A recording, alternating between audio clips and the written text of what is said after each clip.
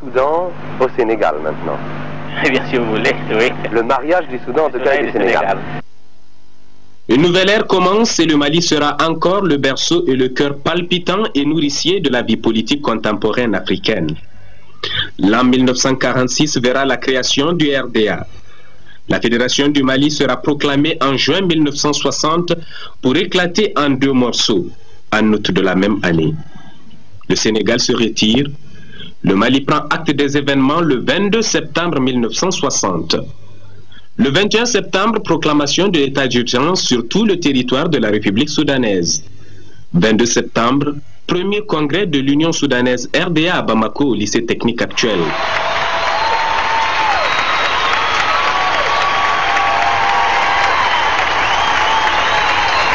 Après cette séance historique du congrès extraordinaire de l'Union soudanaise RDA, l'assistance se transporta à l'Assemblée nationale dont l'entourage était noir de monde pour y assister à la séance qui devait consacrer juridiquement la naissance de la République du Mali.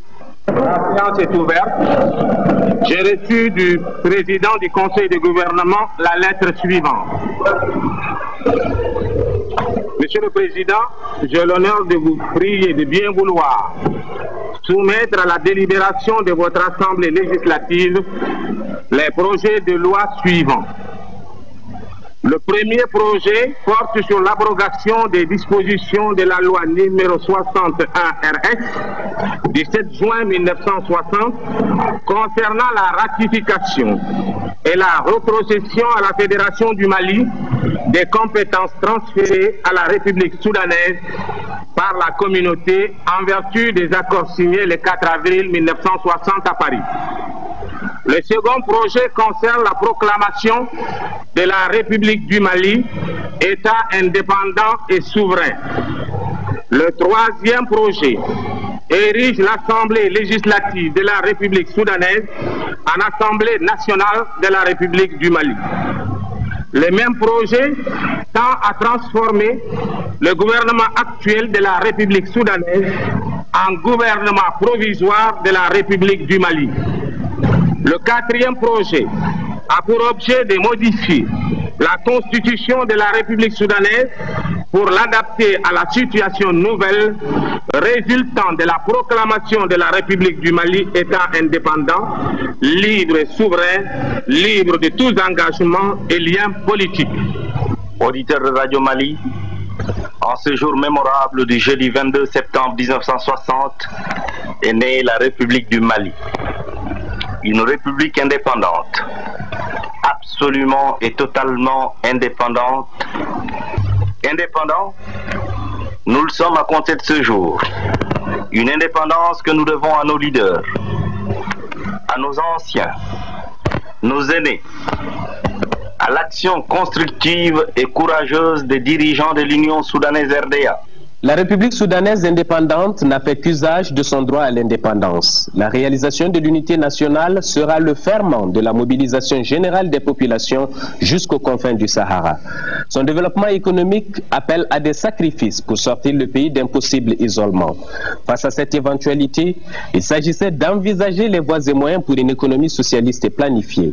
De l'affirmation de la République soudanaise sur le plan africain et international, rappellera en substance Modibo Keïta. Nous vous invitons à autoriser l'Assemblée législative, premièrement, à appréhender les compétences transférées par la République soudanaise à la Fédération du Mali. Deuxièmement, à proclamer comme État indépendant et souverain la République soudanaise.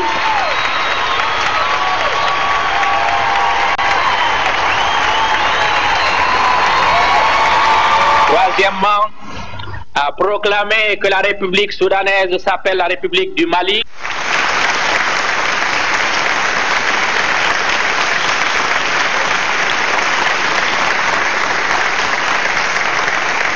La République soudanaise est proclamée État indépendant et souverain sous le nom de République du Mali.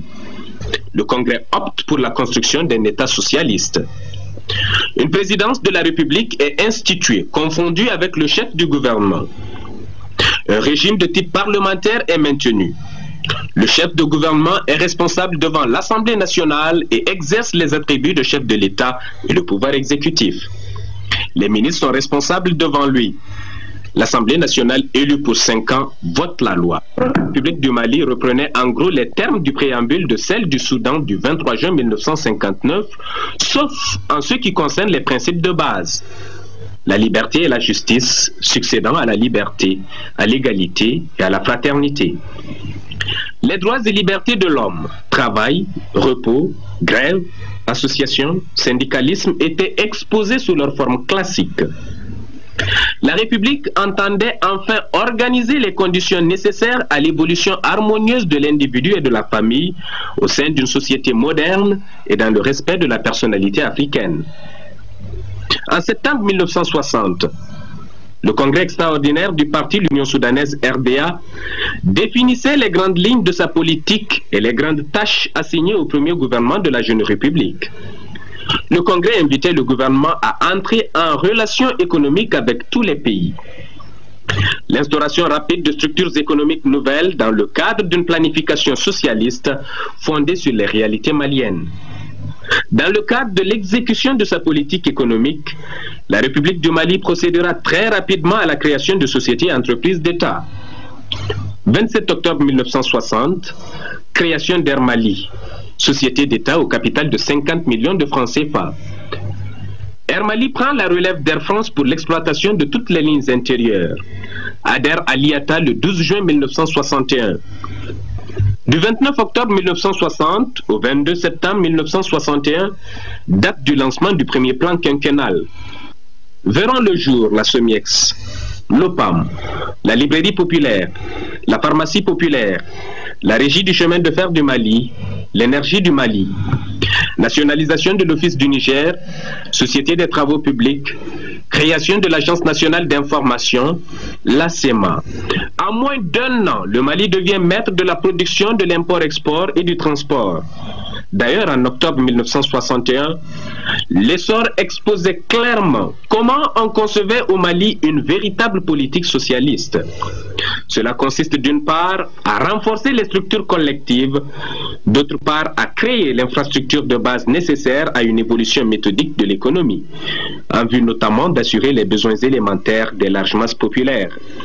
Un rôle qui, dans notre pays non industrialisé, où les moyens de production sont insuffisants, il était nécessaire et indispensable pour freiner la tendance à faire passer le superflu avant le nécessaire au nom du profit, de nous rendre maîtres du commerce d'import-export qui constitue le moyen d'introduire les objets manufacturés. Maître aussi de l'implantation des moyens de production que nous orientons dans les perspectives d'une économie socialiste dirigée. Maître dorénavant du commerce d'import-export que nous adapterons à nos besoins vitaux, à l'intérêt général et non à sa capacité de rentabiliser. L'option résolument socialiste du Mali était ainsi affirmée par l'organe officiel du parti, l'Union soudanaise RDA. Déjà, le programme prévu par l'Union soudanaise RDA était en cours d'exécution. Les relations avec les pays progressistes se développèrent. Cette orientation marquée vers l'Est n'entraîne pas toutefois une rupture avec les puissances occidentales. Le 2 novembre 1960, le Mali et la France décident d'élever leur représentation diplomatique au rang d'ambassade. Mais le 20 janvier 1961, la République du Mali demande l'évacuation des bases militaires françaises de son territoire.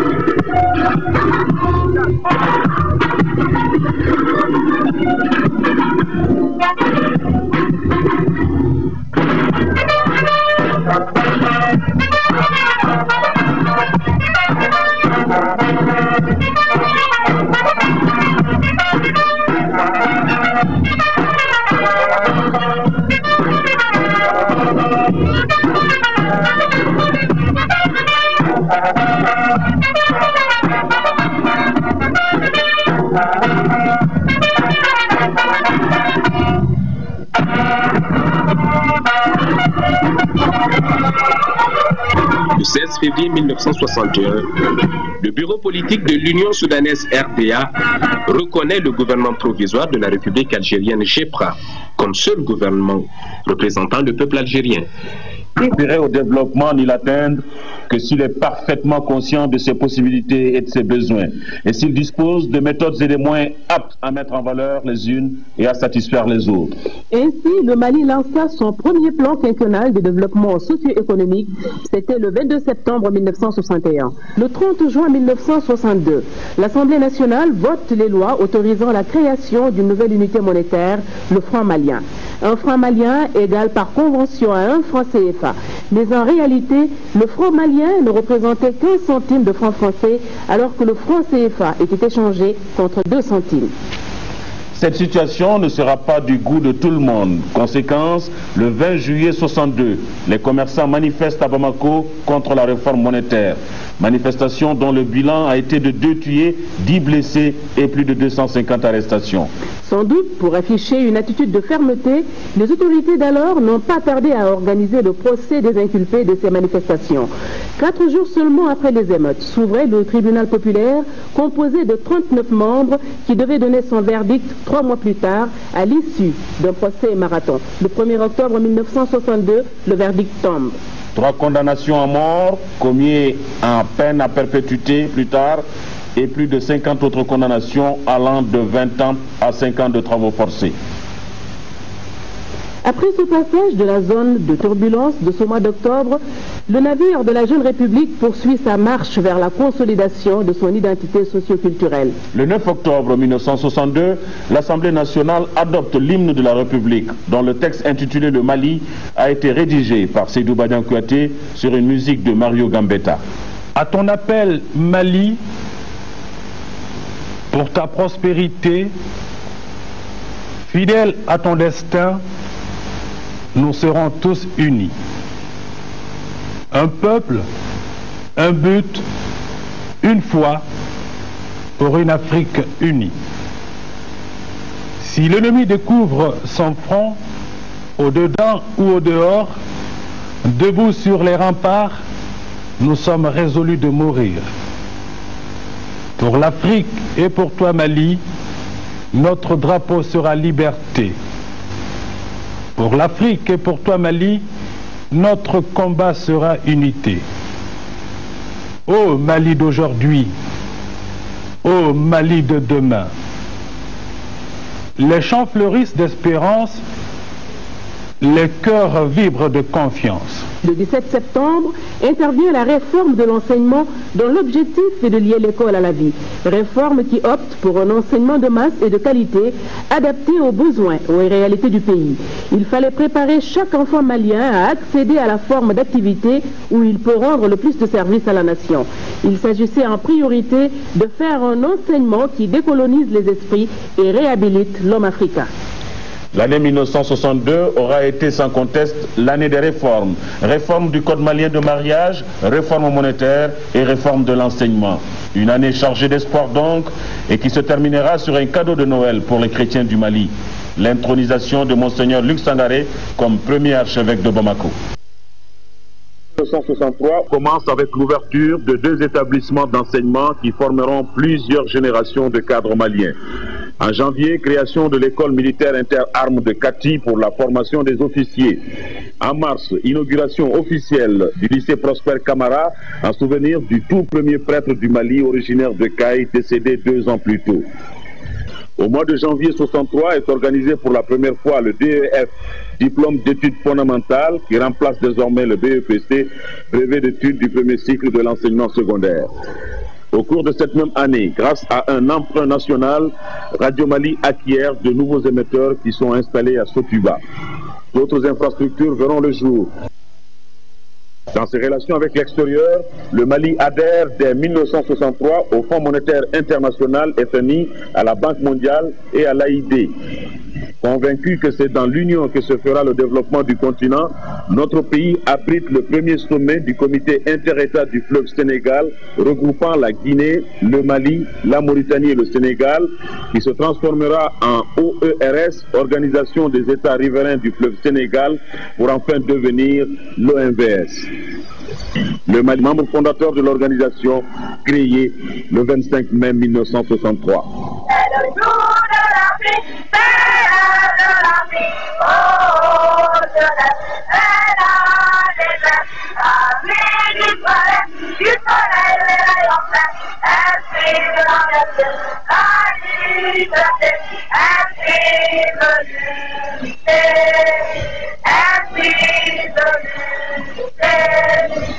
C'était 31 chefs d'État pères fondateurs qui proclamèrent du haut de la tribune de l'Africa Hall à Addis Abeba leur foi en l'unité de l'Afrique. Parmi ceux-là, le Malien Modibo Keïta, le Sénégalais Léopold Sédar Senghor, le Guinéen Sékou Touré, le Congolais l'abbé Fulbert Youlou, le Mauritanien Mokhtar Ould Daddah, l'Égyptien Gamal Abdel Nasser et l'Algérien Ahmed Ben Bella. Les ambitions de Kwame Nkrumah allaient au-delà du rêve. Cet homme voulait la constitution d'un seul gouvernement, d'un seul parlement africain et d'une armée panafricaine qui serait la consécration de la libération du continent. Il en fit la proposition, mais celle-ci fut refusée par l'Ivoirien Félix Houphouët-Boigny, le Malgache Philibert Tsiranana et Léopold Sédar Senghor du Sénégal. 1963, l'Organisation de l'Unité africaine est sur pied, mais elle aura à gérer déjà une première crise née du conflit armé qui a opposé l'Algérie au Maroc à propos de la région de Tindouf. Il fallait aussi apporter le plus tôt possible une solution à cette crise et celle-ci fut trouvée à Bamako, notre capitale. Le règlement des conflits par le dialogue était et reste une règle d'or de la politique extérieure du Mali. Et le respect de l'intangibilité des frontières héritées de la colonisation, une constante de cette politique. Le Mali est l'un des rares pays qui stipule dans sa constitution qu'il est prêt à l'abandon partiel ou total de sa souveraineté dans le cadre des accords d'association ou de communauté avec d'autres États africains en vue de réaliser l'unité africaine. Cette foi en l'unité, cette quête d'unité africaine, le Mali y a toujours cru.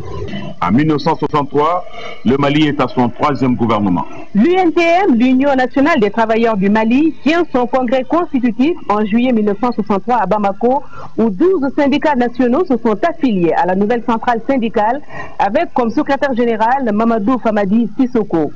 Le Mali s'est engagé dans la voie de la révolution. Le moment est proche où dans bien des secteurs, les travailleurs pourront prendre en main la gestion de leurs entreprises et donner ainsi la mesure de leur adhésion à l'option socialiste, déclarait le premier responsable de l'État.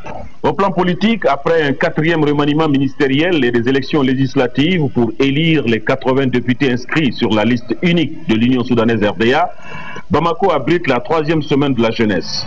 La troupe de Mopti remporte le premier prix. Incontestablement, de grands efforts ont été fournis pour l'encadrement de la jeunesse. La milice populaire, les brigades de vigilance, le mouvement pionnier ont été organisés en comités, sous-sections et sections. 1966 marque un tournant capital dans la radicalisation de l'option politique de l'Union soudanaise RDA. 23 février, coup d'État contre le président Kwame Nkrumah du Ghana.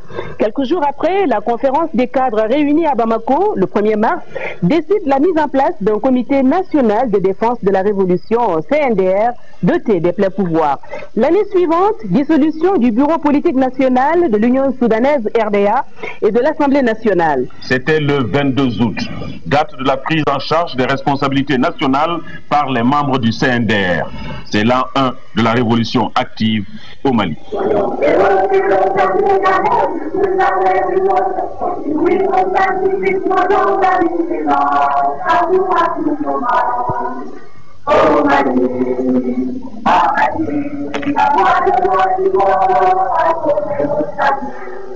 Forte de la caution présidentielle, la milice populaire en armes s'adonne à la chasse aux riches. Tous les hauts fonctionnaires présentant des signes extérieurs de richesse sont nommément cloués au pilori, forcés de démissionner, c'est-à-dire que leurs biens étaient confisqués. C'est ainsi que furent déclenchées l'opération Taxi et l'opération Villa, des campagnes de saisie de véhicules appartenant à des agents de l'État et de lutte contre la spéculation foncière. La tâche sera confiée à la milice qui mène en même temps une lutte contre la culture occidentale.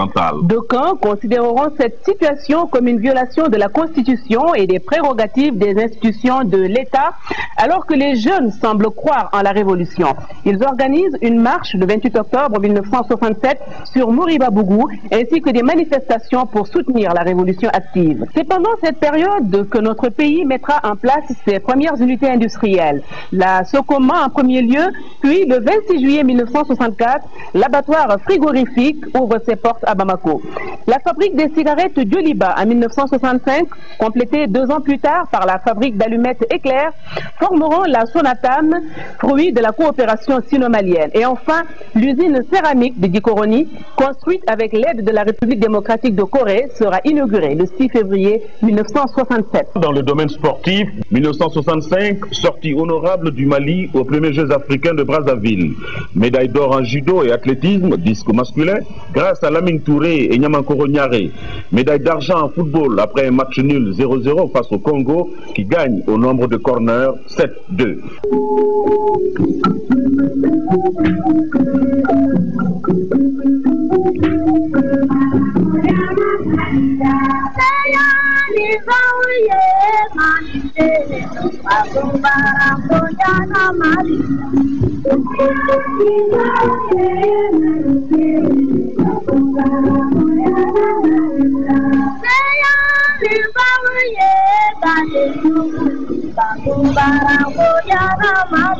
Au cours du 2e semestre de l'année 1967, un climat permanent de troubles s'instaure.